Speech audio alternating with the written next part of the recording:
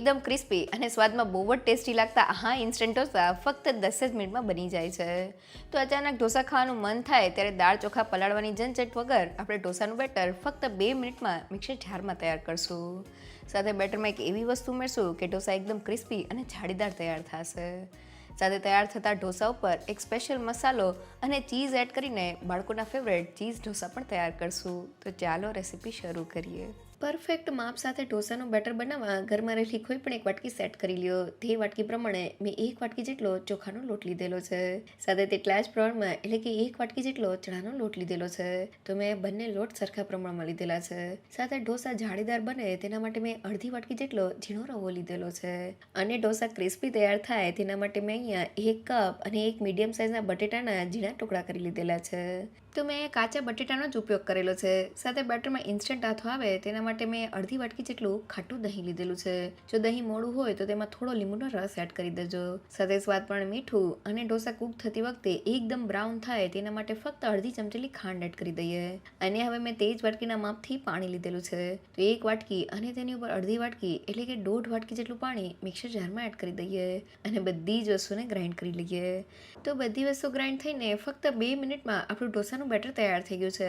બેટરની consistency ચમચામાંથી રિબનની જેમ પડે તેવી મીડિયમ થીક છે.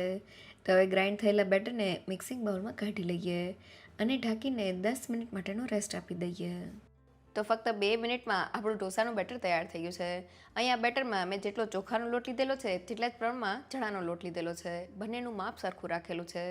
ચોખાના લોટને લીધે ઢોસા ક્રિસ્પી તૈયાર થાય છે, જ્યારે ચણાના લોટને લીધે ઢોસાનો સ્વાદ વધી જાય છે.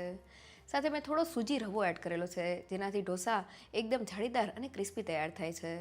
સાથે મેં બેટરમાં એક કાચું બટેટું એડ કરેલું છે. કાચા બટેટામાં સ્ટાર્ચનું પ્રમાણ રહેલું હોય છે, જેનાથી ઢોસા લાંબા સમય સુધી ક્રિસ્પી રહે છે. સાથે ઢોસાના બેટરની કન્સિસ્ટન્સી આપણે મીડિયમ થીક રાખવાની છે.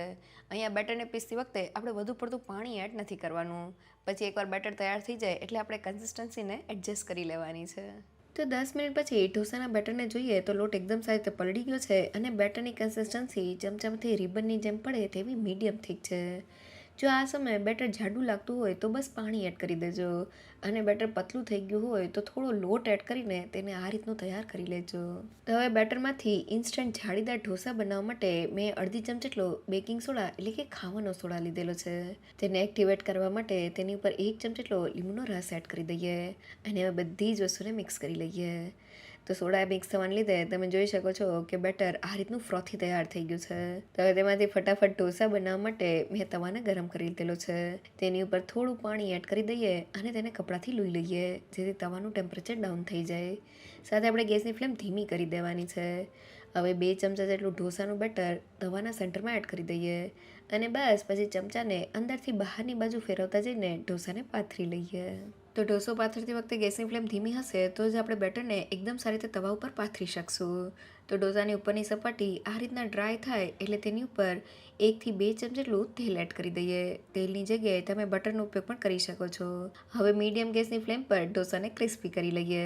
તો આપણો ઢોસો ક્રિસ્પી થાય છે ત્યાં સુધી તેની ઉપર એડ કરવાનો એક સ્પેશિયલ મસાલો બનાવવા વાટકીમાં 1 મોટી ચમચી જેટલું કાશ્મીરી લાલ મરચું પાવડર, 1 ચમચી જેટલો સંચળ પાવડર અને 1 ચમચી જેટલો ચાટ મસાલા પાવડર એડ કરી દઈએ.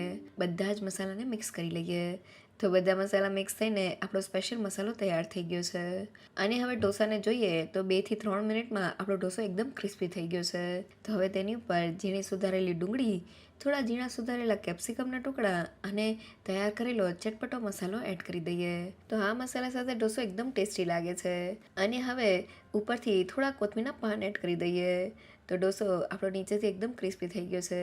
હવે તેને તવાથી અલગ કરી લઈએ અને ફોલ્ડ કરી લઈએ. તો જોતાં જ ખાવાનું મન થઈ જાય એવા આપણા ઇન્સ્ટન્ટ ક્રિસ્પી ઢોસા તૈયાર થઈ ગયા છે. હવે બાળકોનો ફેવરેટ ચીઝ ઢોસો બનાવવા માટે તવા ઉપર થોડું પાણી એડ કરી દઈએ, જેથી તેનું ટેમ્પરેચર ઓછું થઈ જાય. તેને કપડાથી લૂઈ લઈએ અને હવે 2 ચમચા જેટલું ઢોસાનું બેટર તવાના સેન્ટરમાં એડ કરી દઈએ. હવે ચમચાને અંદરથી બહારની બાજુ ફેરવતા જઈને ઢોસાને પાથરી લઈએ. ઢોસાની ઉપરનું બેટર આ રીતના ડ્રાય થાય એટલે તેની ઉપર થોડું તેલ એડ કરી દઈએ અને તેને મીડિયમ ગેસની ફ્લેમ પર ક્રિસ્પી કરી લઈએ.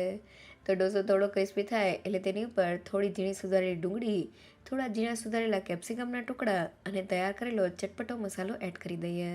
અને હવે મેં અહીંયા બાળકોની ફેવરેટ ચીઝ ક્યુબ લીધેલી છે, તેને ખમણીને ઢોસા ઉપર એડ કરી દઈએ. તો ચીઝ સાથે આ ઢોસો સ્વાદમાં બહુ જ ટેસ્ટી લાગે છે. તો ઢોસો નીચેથી ક્રિસ્પી થઈ જાય એટલે તેને તવાથી અલગ કરી લઈએ અને ફોલ્ડ કરી લઈએ. તો એકવાર ચોક્કસથી ટ્રાય કરવા જેવો આપણો ચીઝ ઢોસો તૈયાર થઈ ગયો છે. જેને બનાવવો એકદમ સહેલો. તો દાળ ચોખા પલાળવાની કે પછી આથો લાવવાની ઝંઝટ વગર આપણા ઇન્સ્ટન્ટ ઢોસા બનીને તૈયાર થઈ ગયા છે. ઢોસા એકદમ ક્રિસ્પી અને સ્વાદમાં બહુ જ ટેસ્ટી બન્યા છે, જેને એકવાર ચોક્કસથી ટ્રાય કરવા જેવા છે. જો તમને મારી આજની રેસીપી ગમી હોય તો મને કમેન્ટ સેક્શનમાં જરૂરથી કહેજો. સાથે મારા વિડીયોને લાઇક અને ફ્રેન્ડ્સ અને ફેમિલીમાં શેર કરજો. અને મારી ચેનલને સબસ્ક્રાઈબ કરવાનું ના ભૂલશો. તો ફરી મળીએ એક નવી રેસીપી સાથે.